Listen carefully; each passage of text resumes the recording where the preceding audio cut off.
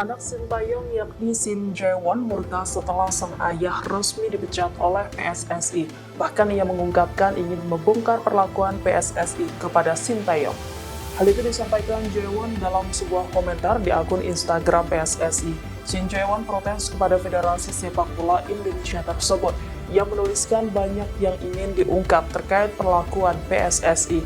Namun putra mantan pelatih timnas Indonesia itu memilih menahan diri untuk membongkarnya. Sementara itu dari Instagram story Jae-won, ia menunjukkan bukti kerja keras sang ayah ketika menukangi timnas Indonesia. Namun setelah pengumuman pemecatan, upaya dari sang ayah selama kurang lebih 5 tahun terakhir seolah tidak dihargai. Pelatih Shin sejatinya telah memperbaharui kontraknya di Download Tribun X sekarang, menghadirkan lokal menjadi Indonesia.